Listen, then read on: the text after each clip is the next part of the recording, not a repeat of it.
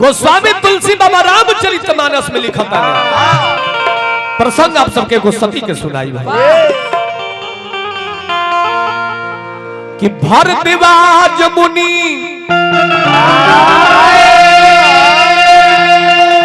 बसहि परियागा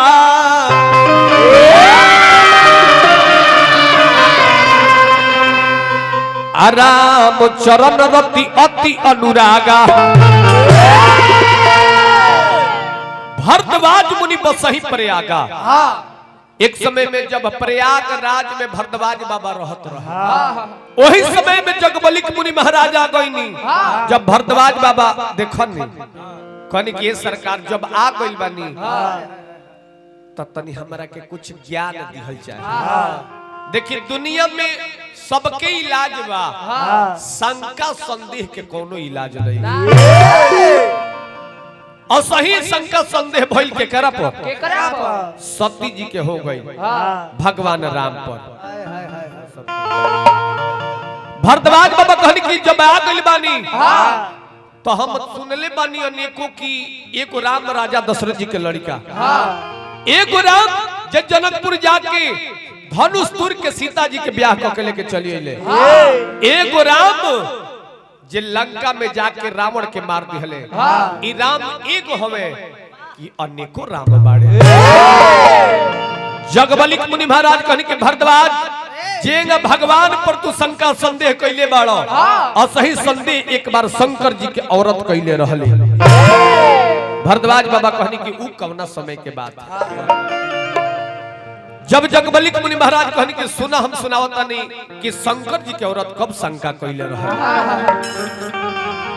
कि एक ही बारी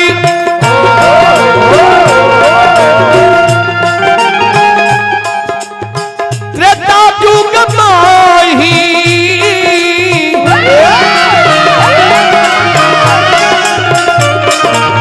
शंभु गए कुंभजी ऋषि माही।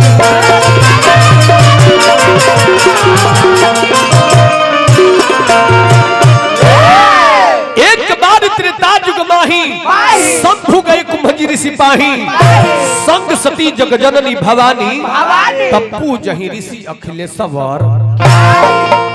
एक बार कुंभज बाबा के दरबार में भोले बाबा सती जी के लेके जाता नहीं बढ़ा रहे बचवा।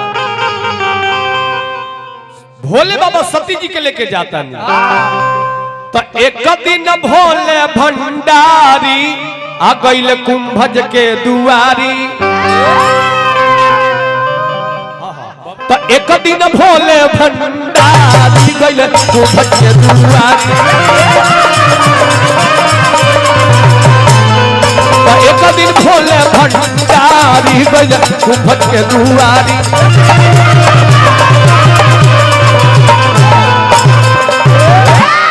तो जब बाबा बाबा लग गईले है अब बाबा राम कथा सुनैले यानी राम कथा कोहत सुनत कुछ दिन बीत गई। गोस्वामी बाबा लिखता नहीं कि मुनि संग विदा मांग त्रिपुरारी और चले भवन संग दक्ष। तो जब बाबा बाबा लग गईले है बाबा राम कथा सुनैले अब विद्या मांगे त्रिपुरारी कहिले लाचारी। विद्या मांगे त्रिपुरारी कहिले लाचारी।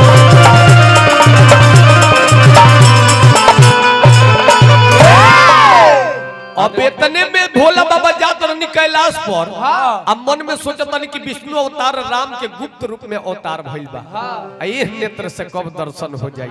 अब तब तक ले दंडक वन में भेंट तो हो जाता। जब दंडक वन में नीच रावण मारिच के सहायता लेकर के और सीता जी के हर के लंका में चल गई बाड़े तब तक ले राम लक्ष्मण दोनों भाई वन में बिचरा तालो चिड़ई चरून पतई से पूछा तालो। तब तक ले महाराज पतई से चिड़ई चुरुंग से राम लक्ष्मण पूछा डालो कि हे चिड़ई हमरा सीता के तना देख ल। अब वही समय में भोले बाबा के जब दर्शन होता, जय सचिदानंद जग पावन अस कहीं चले मनोज न सावन।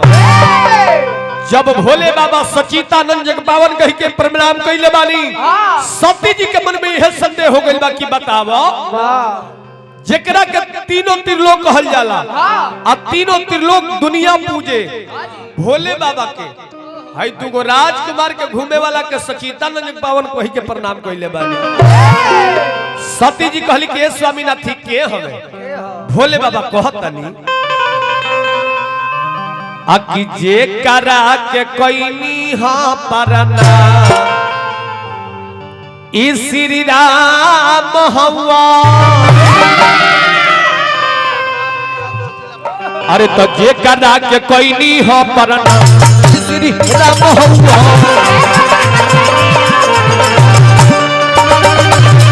जे करा के कोइनी हा परना ई श्री राम हवा।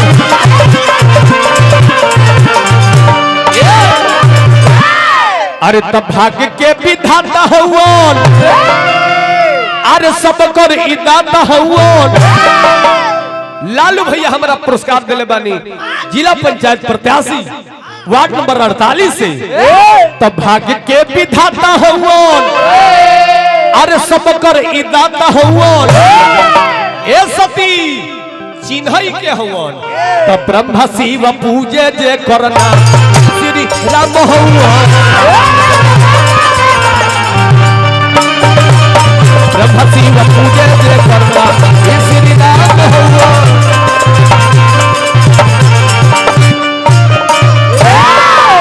सती के मन में ये संदेह हो गई, करे जब विष्णु अवतार राम हवन तब तो जानत होइए कि हमार सीता कहाँ बाड़ी। ये चिड़ई से पतई से ना पूछते हो न हो ई राम होंगे ना। सती के मन में संदेह हो गई, परीक्षा के कमना लेके आ सती जी जाता रही परीक्षा लेवे। सती जी बबुआ सोचा तारी कि अगर राम के परीक्षा लेवे के बाद तो हमारा कौना भाव से सोचली कि रहा इनका मेहरारू के हमरा रूप बना लेवे, सीता के रूप बना के जाई। अगर ओरिजिनल राम होई है तब पहचान जाई है, और डुप्लीकेट होई है तब मेहरारू जान के धधा के धल। अरे तो सती अरे धइले बाड़ी सीता के, अरे शरीरिया हरी नाचत रहो।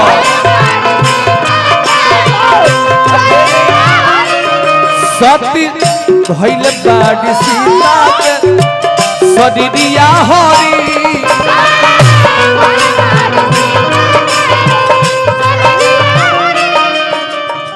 घूमतारी बनवा के, घूमतारी बनवा के भितरिया हरी।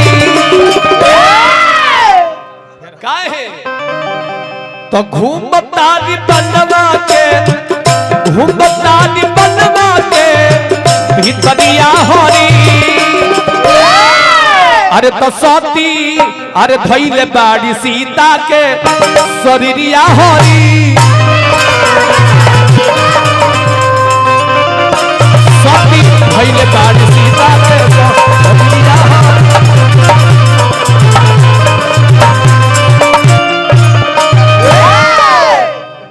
ए महाराज जब सती रूप सीता आगे आगे राम जी होने से आवतानी, आमने सामने जब भई हाथ जोड़ के कहनी प्रभु की माता, अकेले वन में भी विचरतानी घूमतानी, पिता भोले बाबा कहाँ बानी।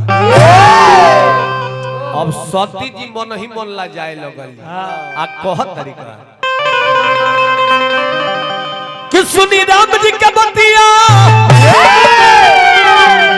अरे लजा गोइली। तो सुनी राम जी के बतिया, अरे लजा गोइली। तो इत जाचे खती होगी, हाँ जा तो जाते खाती अली हाजा जा गई। तो सुनी राम जी के बतिया अरे लजा गईली। तो सुनी राम जी के बतिया अरे लजा गईली। तो इत जाते खाती अली हाजा जा गई। इत जाते खाती अली हाजा जा गई। काहे मनीषा तनी ध्यान दो कि सुनी राम जी के बतिया अरे लजा गईली। तो इत जाचे खाती अली हाजा जा गई हो।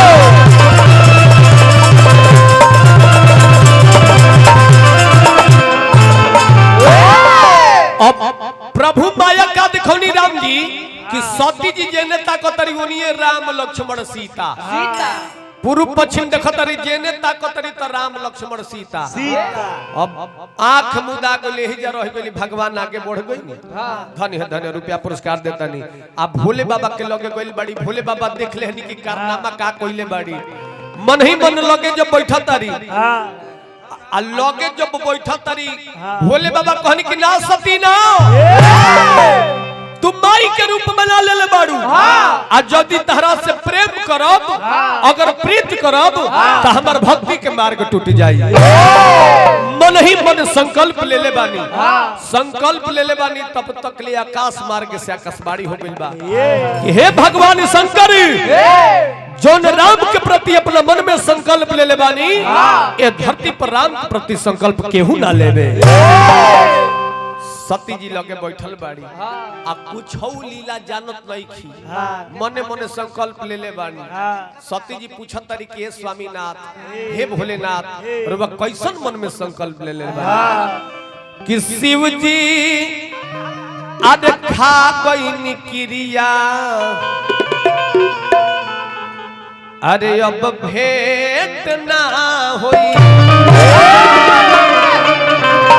अब भेंट ना हुई। अब शिव जी अरे खा गई क्रिया अब भेंट ना हुई।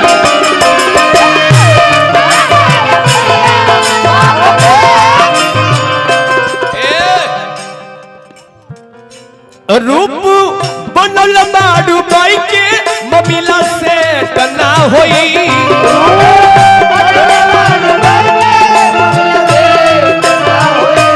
रूप बनल बाडू बाई के ममिला से टना होई। अरे तो शिव जी अरे खा गई क्रिया अब भेंट ना होई। शिव जी खा गई क्रिया अब भेंट ना।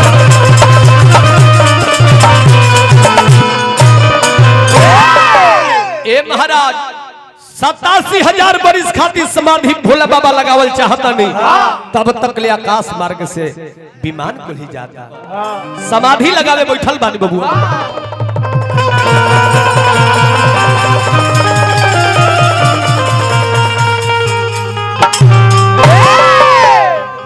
अरे तब मानो सब भीतर वाली खलबा अरे बनवा के ऊपरवा ए राम परवर तरवा। अरे तो जोगिया जो गावा रखावे ए राम परवर तरवा।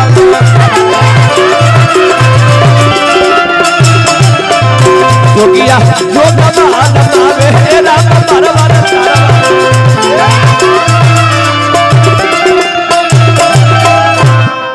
अरे तो सती माई बैठल बाड़ी अरे सटले बजरवा ए राम बरवा होता रवा। तनी आवो कि सती माई बैठल बाड़ी सटले बजरवा ए राम बरवा होता रवा।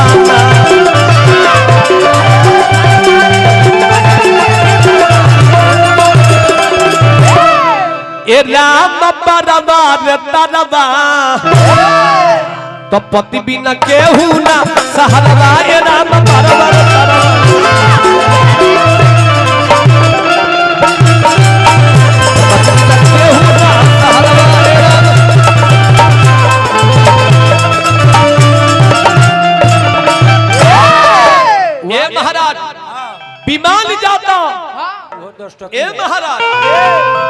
सती जी देखली कि विमान जाता, कहली कि हे स्वामीनाथ ये विमान कहाँ जाता, कैसे विमान जाता। सती जी कहली कि विमान कहाँ जाता स्वामीनाथ। भोले बाबा कहनी कि तहार पिताजी एगो यज्ञ करावता रहे, जवना यज्ञ में बेटी दामाद के पूछले नैहर यज्ञ होता, सती जी से बर्दाश्त ना भइल। सती जी कहली कि हे स्वामीनाथ अरे वो चाहती तो हमने के अपना पिताजी के घरे चलती जा, वो यज्ञ में हमने के भागी लेती जा। भोले बाबा कहनी कि ना सती, जब न्योता नहीं आई तब बिना बुलावल मत जाई। देवी पुराण साबित करता कि वार्तालाप भइल बा सती जी में और भोले बाबा में। सती जी कहतरी कि हम जाए, भोले बाबा कहनी कि हमारा क्या नहीं खे। उहे सती जी कहली कि बताई इहे भगवान शंकर हुए कि हमरा के पत्नी रूप में प्राप्त करे खातिर कई हजार वर्ष तपस्या कैले।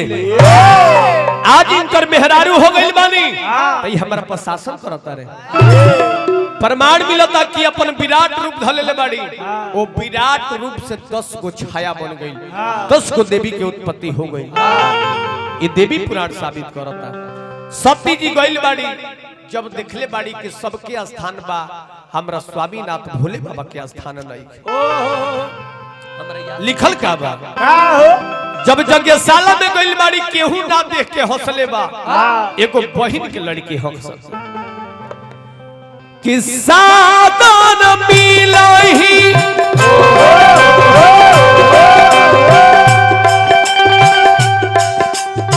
भलही एक माता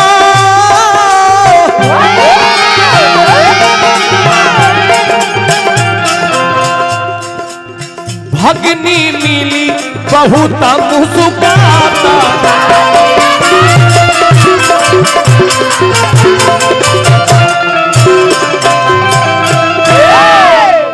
सादर मिलही भलही एक माता। जब महतारी देखली अपना बेटी के तब मन प्रसन्न हो गई, कहली कि जाए दो, भले न्योता ना गई का कम से कम हमार बेटी तैयारी भैया। अब भगनी मिली बहुत मुस्कुराता। एगो बहिन के लड़की ठठा के हो दिल के बताओ न न्योता दियाइल ह, न फोन कइला, न पूछौ।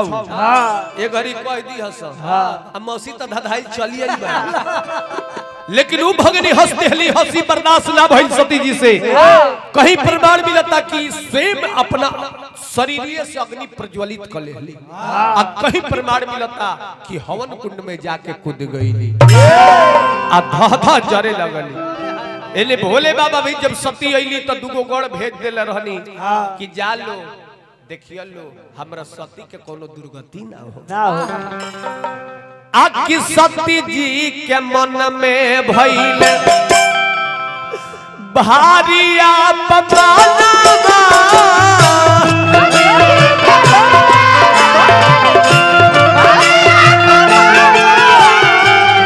सती जी के मन में भइल भारी अपमानवा।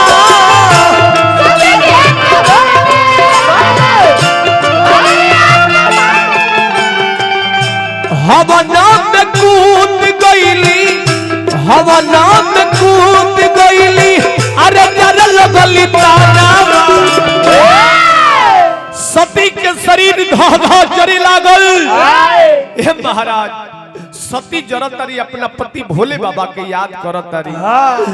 अब सती जी के मन में भइल भारी अपमानवा।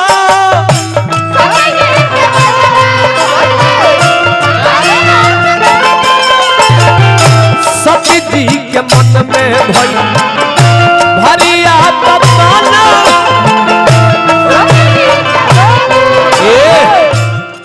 सती जी के मन में भइल भारी अपमानवा।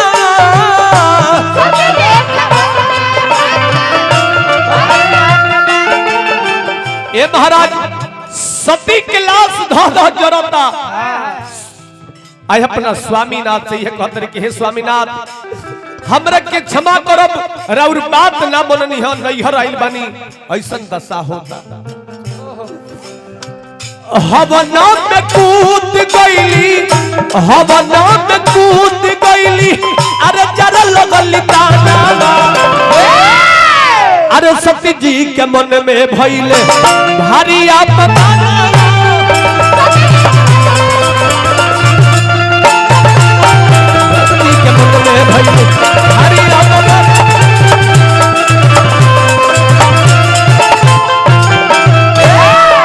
सती के लाश धह धह जरता प्रेम से बोली शंकर भगवान की